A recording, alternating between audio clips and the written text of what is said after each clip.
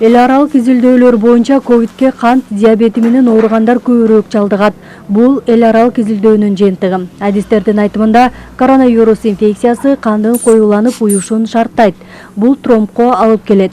Ал эми кант диабети коюланууга көмөктөшөт. Ошондуктан эндокринологдордун каттоосунда турган адамдар тобокел тобуна кирет.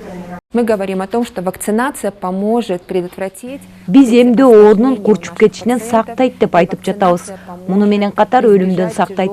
Вакцинация ооруга чалдыктырат деген бул туура эмес түшүнүк.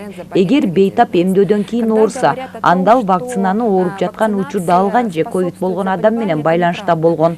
Бейтап вакцина алганда алсыз болуп, ооруксунат. Бул 1-2 күнгө созулушу мүмкүн.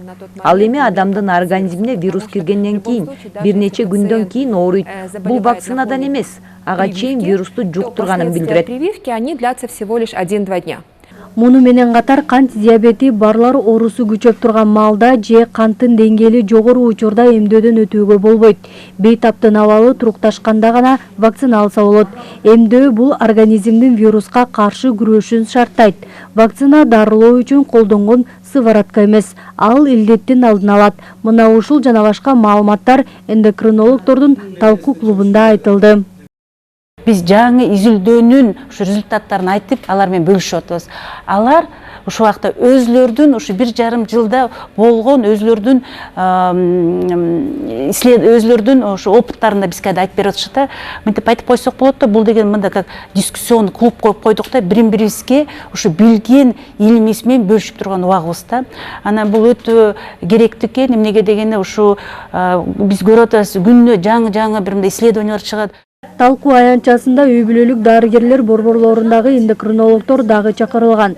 Анткени калктын басымдуу бөлүгү сыркоолоп калса, дал ушул медициналык мекемелерге кайрылат.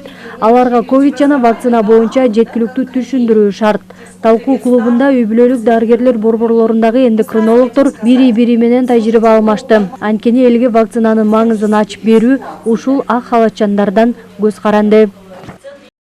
Мен, например, ушу элдерге кайрыламда, ушу баарыңардан келип алгыла, ушу COVID-19 ушу вакцинацияда эч кандай коркунуч жок да. Бул ар бир адам өзүнүн үчүн, өзүнүн ден соолугу үчүн да көп жашаш керек, ушу оорубай, ошол үчүн мен баарын тең ушу чакырат элем да, ушу келип өзүңөр менен эркиңер менен келип алып, ушу эч ким силерди эметпейт да, мындай заставлять этпейт. Эч кандай эмеси жок да, кесепети жок. Анан азыр элдер коркуп атышпайбы?